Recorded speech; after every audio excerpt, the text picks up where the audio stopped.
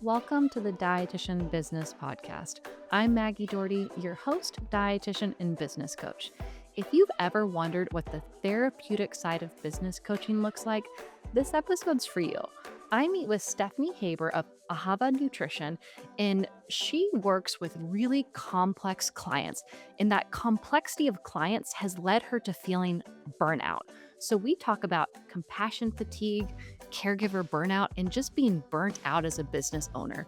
And in this episode, we talk about what to do when you're wearing all the hats, how you can delegate, how you can set boundaries with yourself and clients, and if you want to grow your practice, how you can scale it in a sustainable way. I think you're really going to like this episode if you run your practice yourself and you're starting to feel burnout, or maybe you are totally burnt out. So tune up, listen in, and I think this is going to be a great one. Hey, Steph. Hi, Maggie. It's so wonderful to meet you. Thank you for having me. I'm so glad you're here. I know we've been kind of going back and forth for a couple weeks to finally meet. Tell me a little bit about what's been going on the past couple weeks.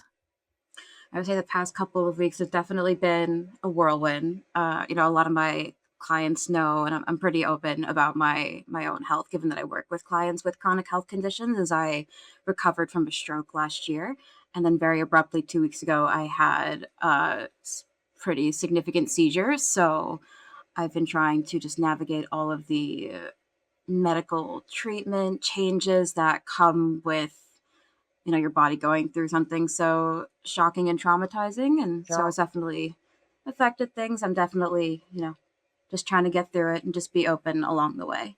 Yeah. Well, thanks for being open. I'm so sorry that you went through that and you're going through that and how much that affects everything from your personal life to your professional life. Oh, it definitely does. It was a very big, halt in working for a couple of weeks, and then just kind of your brain getting back online and trying to reorganize everything and reschedule appointments. And luckily, I have the most, wonderful, understanding clients. So they made this process so much easier, as it can be, very easy to be hard on yourself when you can't perform to the way that you want to. So I think they Yeah. definitely help with that. Yeah. How did you go about navigating, as you unexpectedly had this seizure, you have this private practice running, you have clients scheduled. How did you handle and navigate that? Did you do it all yourself? Do you have anyone to help you? I am a party of one. I, joke that the children's book caps are like the man with all the caps on his head. He's jealous of me because I have more hats on my head than he does. So I do everything myself. So once I was, medically stable back home, I was able to communicate with my clients. I kind of chunked it out based on the day of who I was going to see, appointments I had to reschedule, and just let them know that I would. That something had happened, that I'm going to reach Mhm. out to reschedule, and that I just appreciate their understanding and Yeah, flexibility. Was really how I took that was yeah. my approach.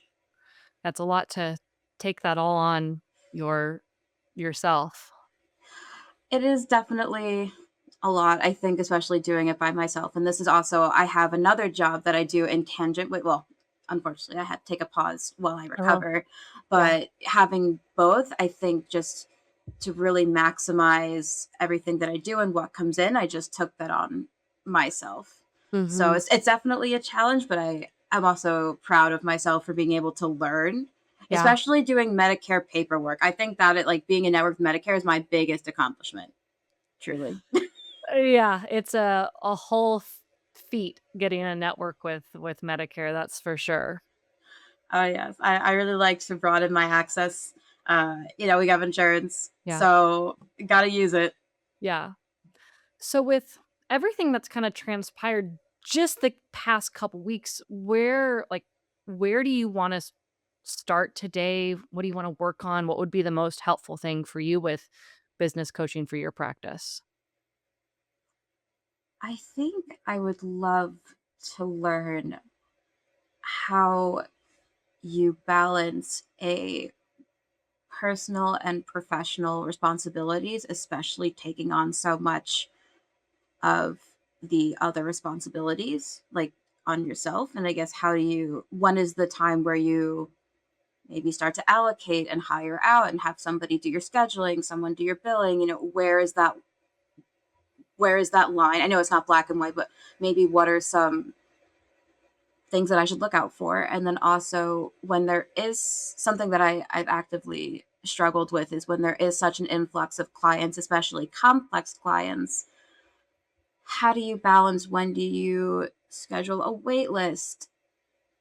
How do you even go about navigating that while still, I never want to discourage anybody from reaching out or getting help or support. So navigating that piece as well would be really helpful. And then my last other topic would be when and how to expand the practice, to take somebody on when you've built something that's so close and personal to your heart. And I'm very protective of my clients, and I know that I can increase access to care by hiring, but also that hesitancy to kind of let somebody into something that is, again, I'm so protective of. Yeah. It almost sounds like you've reached that max or that, like, glass ceiling as a solo private practice when it's just us running the show as the dietitian, the scheduler, the biller, the marketing person, kinda wearing all these hats. It it's a really challenging role because you're doing so much, and not all of those things are gonna fill your cup up. Some of those are gonna drain you and make you not show up as great for your clients because you're sick of dealing with, insurance denials or waiting on payment for Medicare or whatever it may be. So, I think we can only manage all these things for so long before something has to give. And it's either burnout and your own personal well-being that gives. Your quality of you showing up as a clinician can be what gives. When things get done can give. So maybe you're backed up and you're not able to submit insurance claims, or you're so busy in client appointments that you're missing phone calls. So you're missing these other clients. So it's kinda like our plate gets so full that things just, like, overpour and we are going to miss things. So it comes down to, okay, how do we prioritize what needs to be done? I'm a huge fan of making a prioritized to-do list as well as with time blocking. I think as a any sort of business owner, being able to make a to-do list, being able to prioritize it, and being able to time block, like, the best ways to manage your time. But that's not gonna solve the problem of you doing all these things. And when we look at how much we bill for a nutrition session, let's just call it $100 an hour. You can make $100 an hour, and then if you are answering phone calls, emailing, scheduling, submitting claims, those are all like $15 an hour task.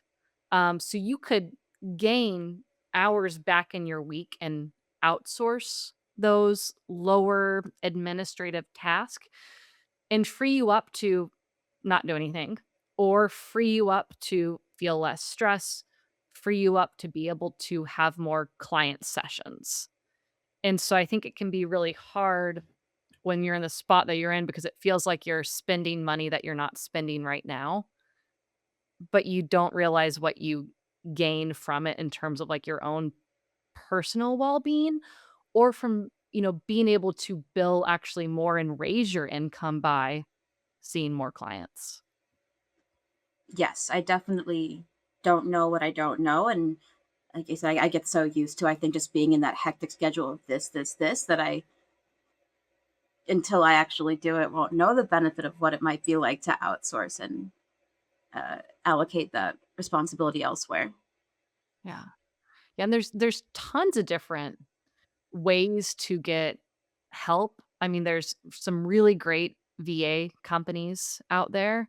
There's also a lot of like virtual assistants in the Philippines that are very low cost that a lot of people will start out using. And then there's a lot of like on the billing side, there's like a a biller who will take on multiple dietitian practices. So it really comes down to, like, out of all these things you're doing, what's taking the most time? What do you like the least? And, like, if you had a magic wand, like, what would you wanna delegate? And then us kinda looking at that and seeing what can we delegate, how much can we delegate, who can we delegate it to? Yes. I loved your thought of like, what do you like the least? And I think I get so lost in the email sauce because emails just accumulate and pile up. Mhm. So I would say if there was something that I would benefit from allocating, I would say it would be scheduling. Because yes, my clients can schedule through my website, but a lot of them, which is completely understandable, want to reach out first and kind of have a bit of a back and forth through email. And I think just kind of keeping up with those and then everything else that influxes in through an email. And also having someone schedule meetings with maybe other clinicians to coordinate care, that would also be like, that's something I really struggle with is how do I fit that into my schedule? Mhm. Because then you're going back and forth. You're like, what day works for you? What time works for you? And lots of sauce. Yeah. Yeah. With I think it's a couple of things. It almost sounds like boundaries with clients and really trying to keep that communication with clients in the session. And so as you are a solo practice owner, there's no rules that you can follow. You can do whatever you want. But Yeah. when you go back and forth with anyone on an email, it's wasting both people's times. It's just not the most efficient use of time with emailing back and forth. So it it can when you get that email, "Great question, let's schedule a visit and talk about it then." If you're not sure if we're gonna be the right fit, like, let's do the first session, and that's kinda the assessment if we're the right fit or not. So without looking at your emails, I would guess you're almost telling people things in an email that could have just been told in a first session. Yes, I would definitely say I could, like, especially in between sessions, I definitely see where these things would be so great to just have more detail to talk about, have more time. And so I think I see that more with in between sessions of clients I've established care with, where Okay. they definitely use a lot of that communication for things that also I would like to be compensated for it too as well. So it's finding that balance where I want to, I want them to feel like they can come to me and be open, especially because so many of my clients have a lot of medical trauma just from being invalidated and gaslit. I want to create that openness, but also I feel like I might spread myself too thin where then I can't keep up or respond as quickly as I'd like to because there's so Yeah. many things I'm trying to juggle. It reminds me, when I was running my group practice, I had multiple dietitians seeing clients, and a lot of them were saying, like, "I'm spending so much time emailing my clients or talking on the phone with clients," and I'm like, "You're not getting paid or compensated to talk to your clients, like, we only are really insurance only pays us with face-to-face time." I And know. although I think it is nice and respectful to communicate back and forth with the client, it's also us having boundaries and saying, "Steph, that sounds so hard. Do you wanna set up a meeting this week to talk? Hey, our next meeting's scheduled for 2 weeks. Do you wanna push it up? Hey, this sounds like it'd be a better conversation. Do you wanna pop on, like, a quick 30-minute call today, tomorrow, this week?" And I think it almost sounds like you're trying to give so much to your clients that there's, like, not this boundary between in session versus not session. And we train our clients, what our boundaries are. And so if Yeah. a client emails you for nutrition advice outside a session and you answer it, you've now taught them they can ask you questions outside a session. I guess I'd love to know what I really hope not that I hope other people struggle, but that they can understand is Yeah. how do you balance I think that part where because I think a lot of us are in this field, especially working with more complex clients, because we've been through things. We know what it's like to struggle, Hmm. and finding that balance of wanting to give and be for other people what they deserve to have. But then, where do somebody else end and where do you begin? That's how I always defined a boundary. Where does somebody else end and where do you begin? And how do you do that without, I guess, to be so blunt, without feeling guilty? Hmm. That and balancing that emotional brain and the business brain to me is so hard. Wow. Yeah, for every positive attribute we have, there is a corresponding negative one. Your positive attribute sounds like you are a very empathetic person. The negative side of that is not only do you empathize and see someone's problems, but you take it and you own it. And when we do that, I've been in a similar spot. I used to work with very, very high acuity, intense eating disorder outpatient cases that needed to go to a higher level of care, but either couldn't get there, was trying to see if they could heal in the outpatient setting. And I'd have clients who were so, so sick. And when I'd see them in between sessions and they got worse, I would view it as like, this is my fault. This is my failure as a clinician. And like, if they hurt, I hurt. And I got so burnt out. I was not only a shell of a clinician to my clients, but also my personal life. And I'd be so exhausted from everything said and everything I heard throughout a day, with also working with a lot of trauma based clients. If when you totally own that, I mean, it's gonna seep into your personal life.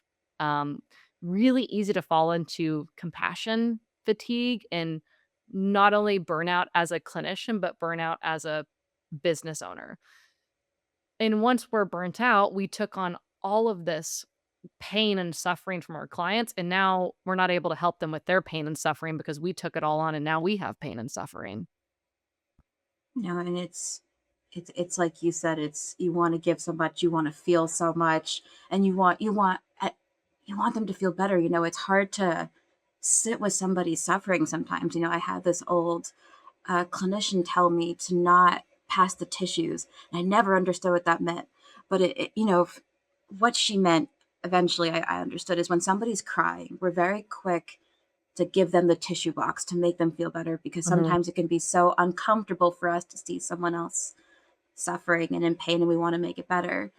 But that the ability to let them ask for the tissues or to reach for it themselves teaches us to sit in our own discomfort and give somebody and almost teach them that how to advocate and take care of their needs too, mm, while respecting yourself. And that's something that I know in my head. And so I think that's what I struggle with, is sitting with seeing somebody else in discomfort and suffer, and wanting to fix it so quickly, fix it in an hour, fix it in an email. Just mhm. when you understand struggling or suffering or feeling alone, and I never want anybody to feel an eighth of that. Yeah. Yeah. I'm gonna send you a resource after this call. But I did a master class last year on basically like how to scale your practice without burning out, and talks a lot about like burnout and compassion fatigue. I'm gonna send you that. I also think Oh, it'd be thank helpful you. for you to watch that to do some research on compassion fatigue, or caregiver burnout. Because those are the two things that you're likely feeling and kind of going through or at risk of going through. And once we get into burnout, it takes a really long time to get out of it. I also Really don't long. I don't know if I fully recognize until talking with you that I'm in it, because I've heard so much about compassion. Like I've heard it throughout, on the Facebook groups, and I don't think until I sat, because I've done supervision before where I talk about cases, and Yeah.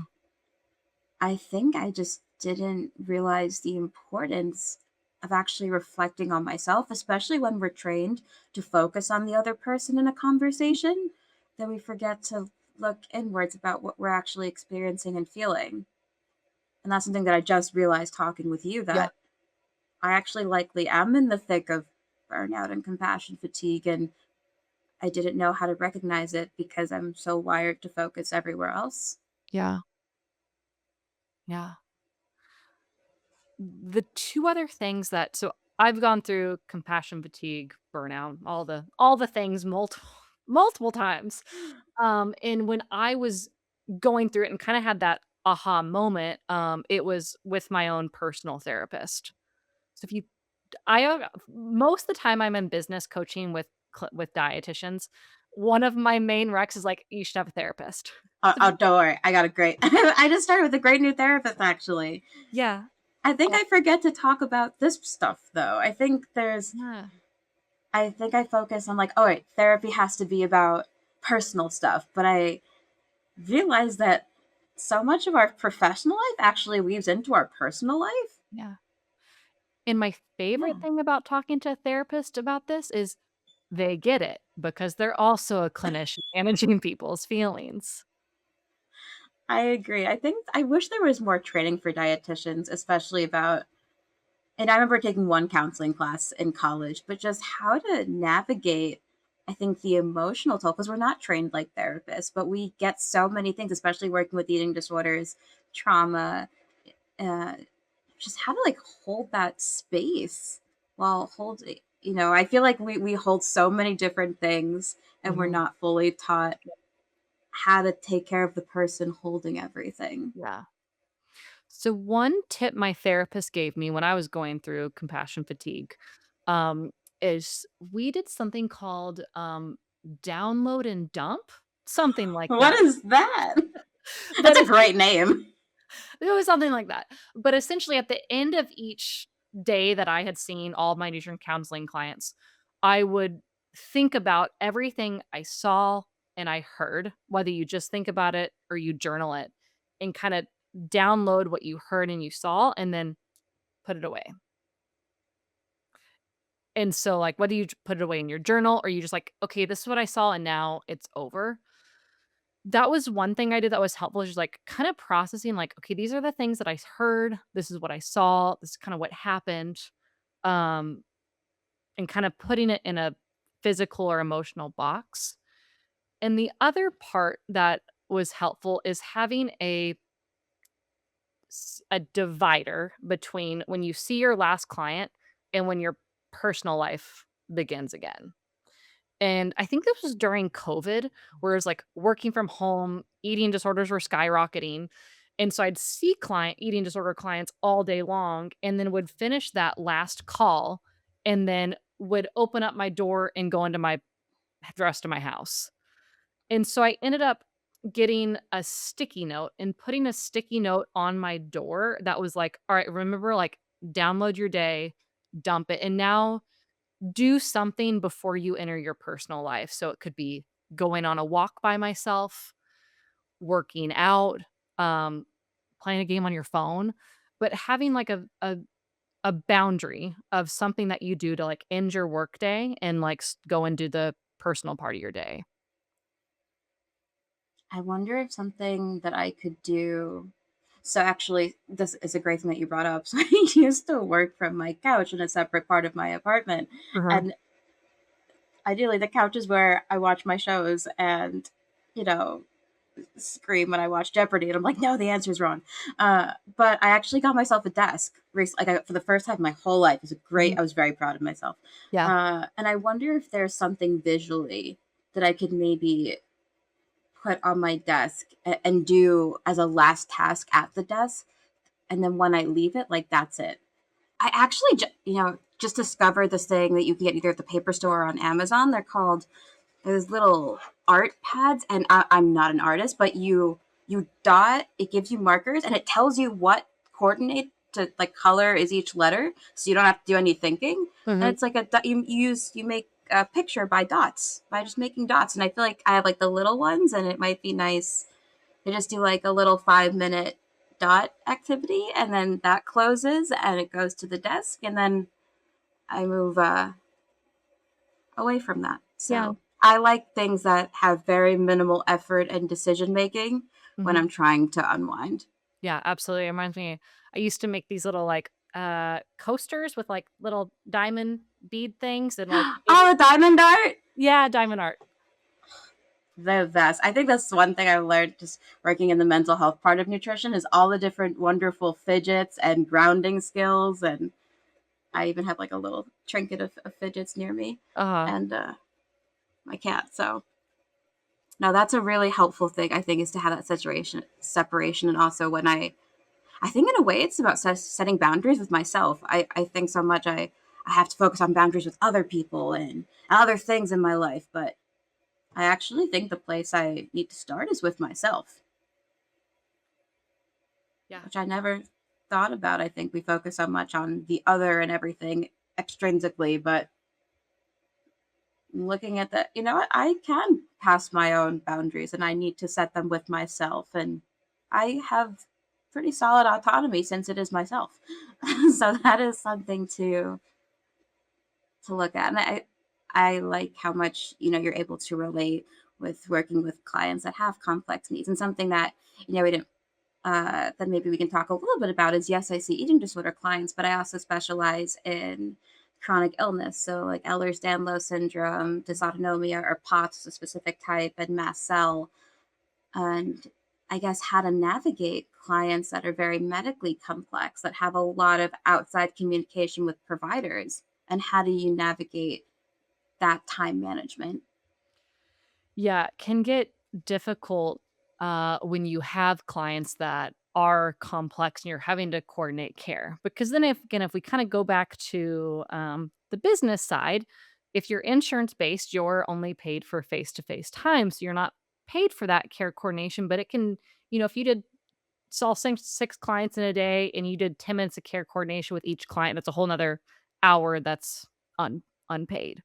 Um I think there's a couple different ways to think about it where one, insurance, the amount they pay us, it accounts for outside time. So I always kind of operate on the philosophy is like doing some care coordination for every client, I think is kind of it's just it's part of the job. But when your whole caseload is complex people that's requiring more care coordination, how do you make that work?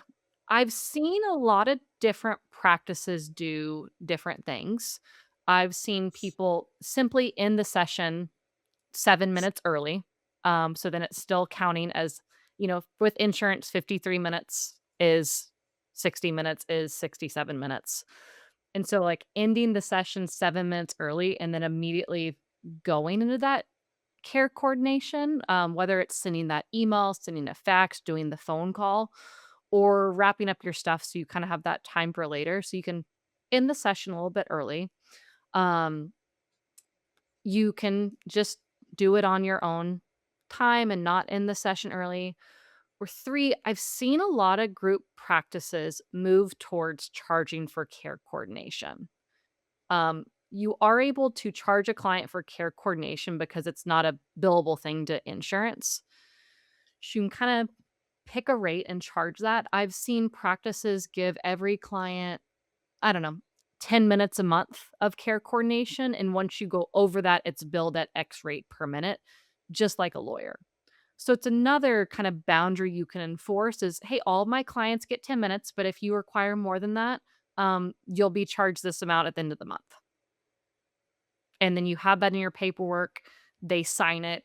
You also reiterate it with the client. For you, it'd be, "Hey, I rolled out a new policy. I'm starting to charge for care coordination to make sure our time's accounted for. You'll get 10 minutes. Anything over that will be X per minute, X per 15 minutes. And that'll just be charged to your card on file." Um, but I have seen more practices moving towards that, especially with insurance rates either going down or not getting increased. Um, so this option is charging for it. How do you, if it, I don't know if this is something you ever struggled with, but do you ever, I guess, I don't know. And again, these are all wonderful things that I will talk about in therapy too, but charging a copay, like, did it ever, I guess maybe when you were starting out, like, was it ever hard for you to do? Like to bill Charging somebody, to charge somebody money? Um, y yes and no. Again, it's something I've heard from a lot of clients or a lot of dietitians feeling bad for charging their clients, and it's really knowing, like, we are worth our time and value, and we don't give away, free services because we feel bad. Again, that's kind of that empathetic side of you is you wanna help that person so much, you are willing to, give up your financial compensation in order to help this person, which is fine sometimes.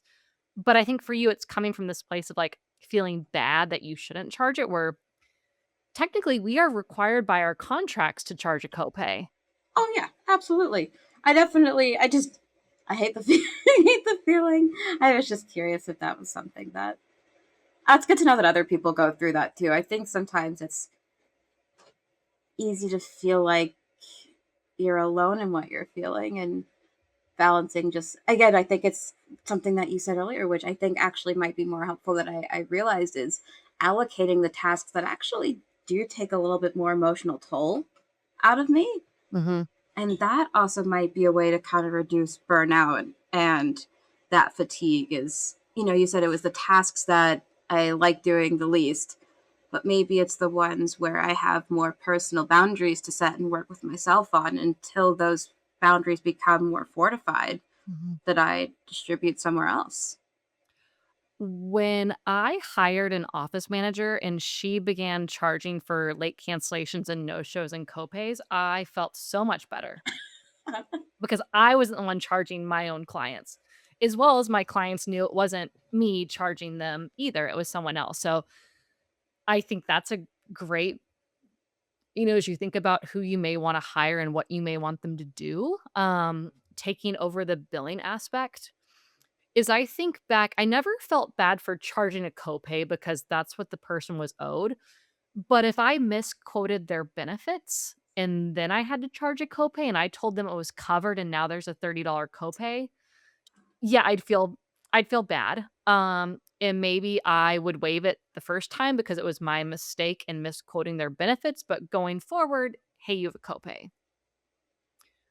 I also knows when you are an insurance-based practice and you have private pay clients, there can also be this feeling when someone's paying more money or paying out of pocket to see you, you can unintentionally treat them different or better because they are paying a higher rate for your services. And that's something else I've seen dietitians struggle with is getting better quality care to a private pay client than an insurance-based client or an insurance that pays more. Oh my God, I never heard of that before. Most of my clients, fortunately, are insurance based, Mhm. but that is something I can imagine must be so, like, maybe feeling more obligated to because they're paying out of pocket. I could definitely understand how that can affect how we show up and maybe what we feel more compelled to do. And I agree.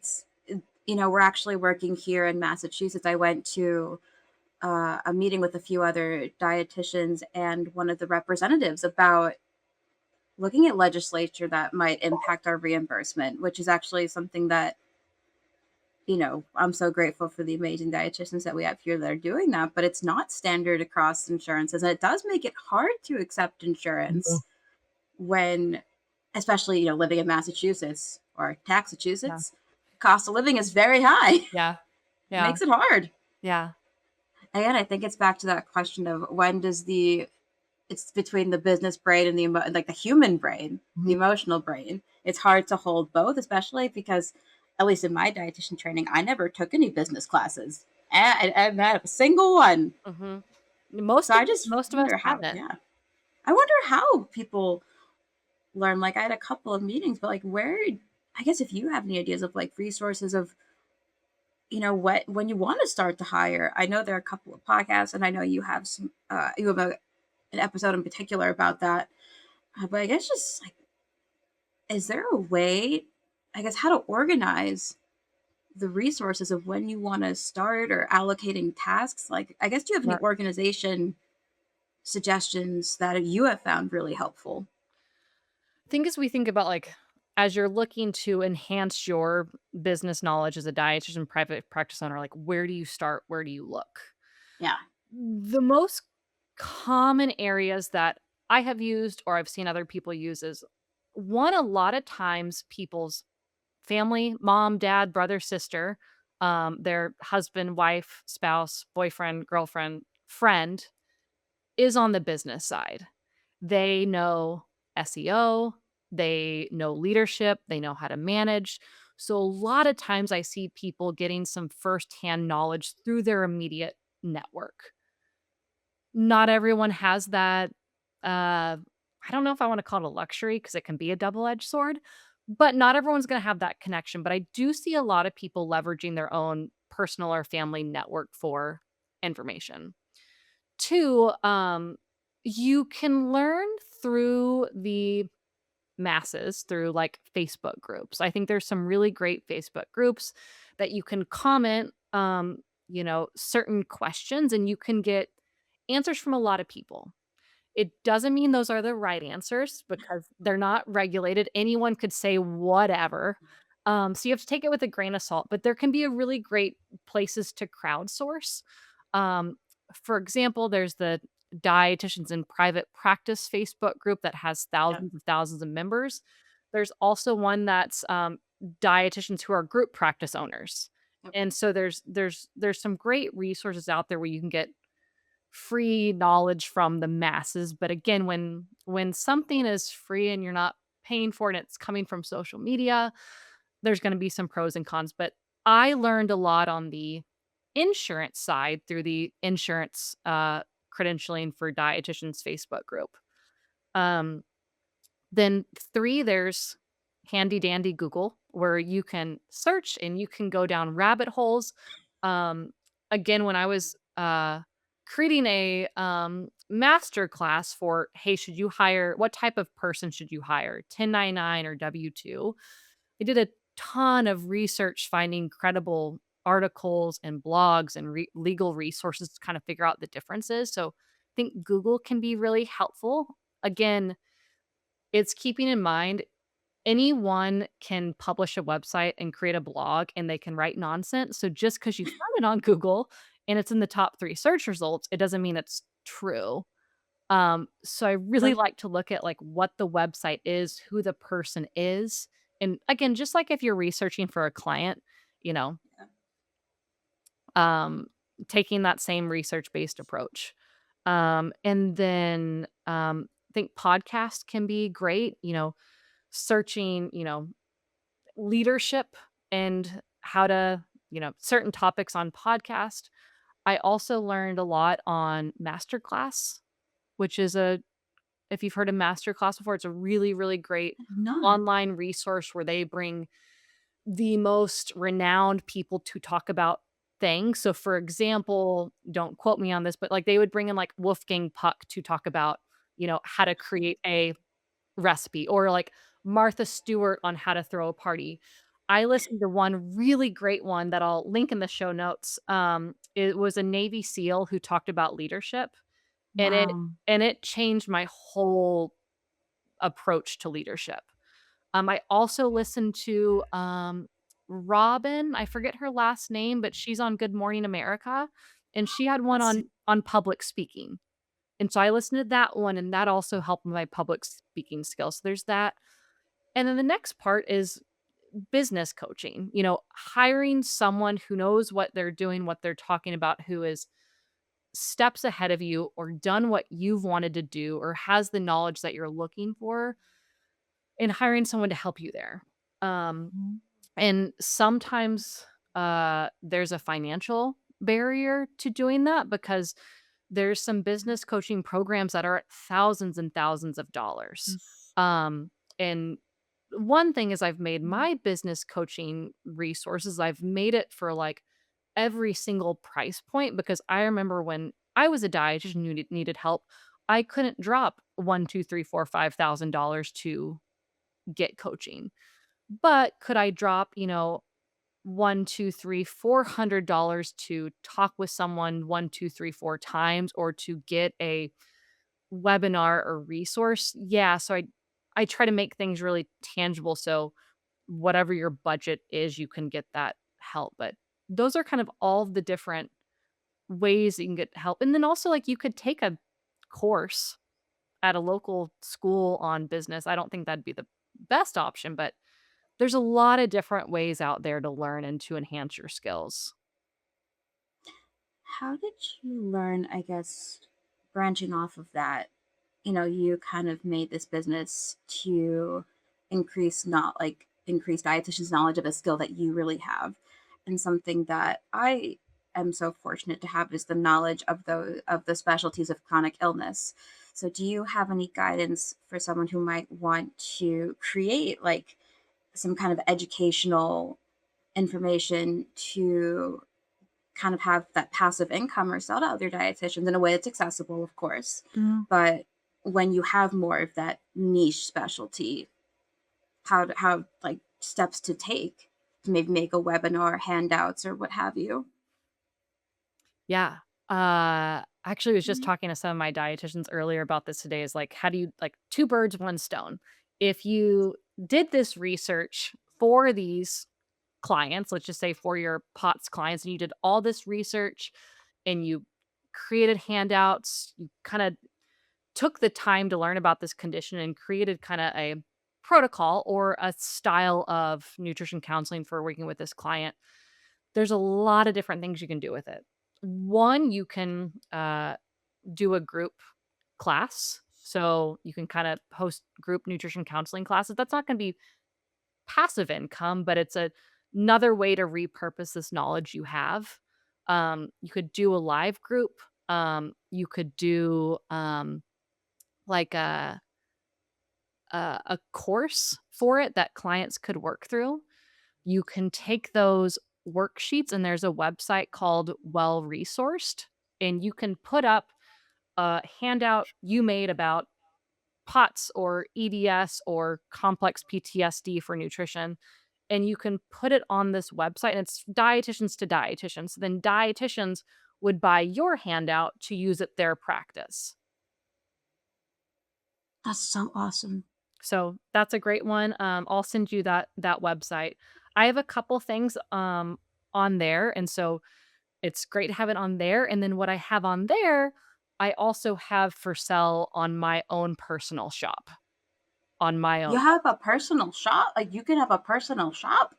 like a website shop. Like not like Oh, a brick and mortar shop. Like on my website, you can buy downloadable handouts and resources. no, like that. That I didn't know that was a thing you could do on a website. Absolutely. Yeah, absolutely. Ah, I like that too. You can sell These are all wonderful resources, yeah, you could sell obviously. anything you want online. Um, but, and then you can create, a membership program so your clients could pay 20, 30, 40, $50 a month and get access to all of your resources or recipes or X, Y, or Z.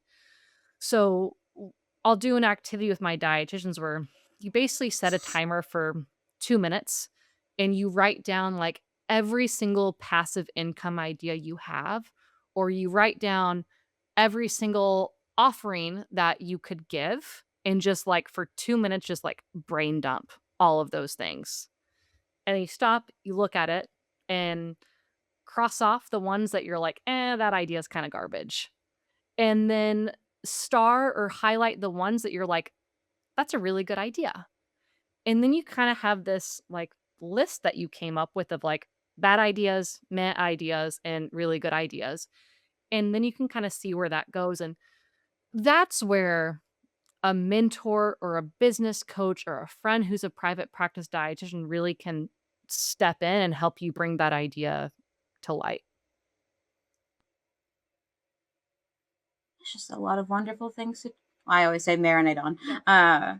I think those are so wonderful, and I think what's also nice about it is it gives me other areas to kind of use my knowledge and my skills that's not all about, client-facing care. So I think that's what's nice too is it gives me a variety Yeah. of different ways to kind of maximize my efficiency, Mhm. ways to grow my practice, Yeah. and other ways that kind of are nice, like, like more mindful, creative, like making a worksheet, making a handout, kind of giving me more autonomy and increasing my skills. So I actually really like that. It's also sometimes a bit, it's a nice to have another option that can be just more to myself, quiet, not as much back and forth, to kind of take a pause in between all of the patient interaction. Yeah. So I I mean, really do like that. passive income can be really great because it doesn't require your face to face time to do. A lot of times, passive income can be like one resource you made that's sold multiple times. Like once you put the work in, you reap the benefits later. And if passive Yeah. income picks up and that could replace the spot of a client in a day, now you get an hour back in your day that you're not seeing a client because you made that money through this resource that you created. And then you also can diversify your revenue streams where if something crazy happens in your state with insurance and they cut your rates, you have other resources in your other revenue streams in your business to depend on. And so if you take this hit here, it's not as bad, or you have other things that you can look at to do. Or you have a health event where you have to work a little less.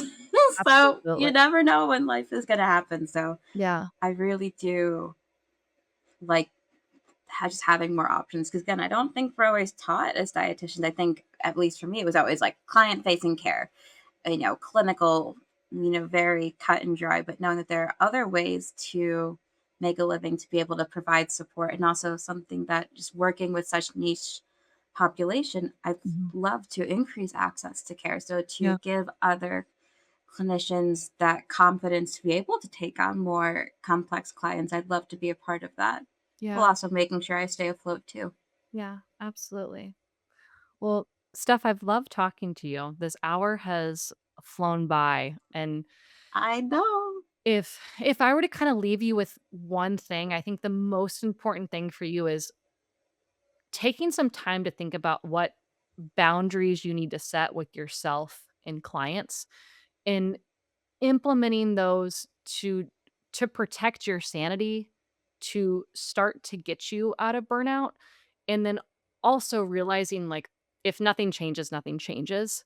And so knowing you probably need to change some things with your current business structure to get you out of burnout so you don't stay there and get back there, whether it's delegating, outsourcing, maybe just setting those boundaries. And then when you need some help with stuff, like, look at different resources to see what resource can give you not only the information, the knowledge, but either the validation or kind of help peel out how you're feeling or kind of what route you really want to go, where it's kind of like that flashlight handed to you where you're like, oh gosh, I didn't realize I was in burnout. I didn't realize this thing. And that's what's so helpful, that like professional supervision or therapy or business coaching or something like that can be helpful, is like, you're like, I didn't realize there's like dirt all on the floor right there. I definitely agree. I think the boundaries is so important, to really look on. And I think the biggest thing I can take from this is, it's not like as cheesy as practice what I preach, but to really take that it's not selfish to look inward too, to ask for help, to outsource, to spend that money on something that can be beneficial for you long term. Yeah, And that, so I think that's the biggest thing, that it is also okay to make myself a priority. So absolutely. I think that that's just so wonderful. I'm so grateful to just have had this opportunity to Yeah. engage with you, learn from you, and just reflect. I think what you offer is so unique and needs. You talk about things that I think need to be talked about more, to help protect the well-being of dietitians, because we're so, beneficial in so many areas, but we don't always have the resources to take care of ourselves too, especially in Mhm. a field that's so focused on taking care of others. So, Yeah. what you do, just to reflect back, is just a privilege to have this opportunity. So thank you. Love it. Thank you so much. Well, if people want to follow your practice or find you, where can people find you? Where can they look up your practice? They can find me next to my cat. No, sorry, it was right there. The opportunity. So I have my website, that I can share, and you can It has all of my contact information. You can schedule a session from there.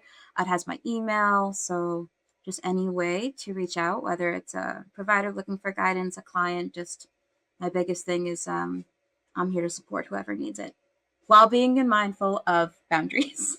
Yeah, yeah. Main takeaway. Awesome stuff. Well, thank you so much for coming on and Thank hanging you. out. And I can't wait to follow your journey and see what's next. So thank you for coming on. Of course, thank you again for having me.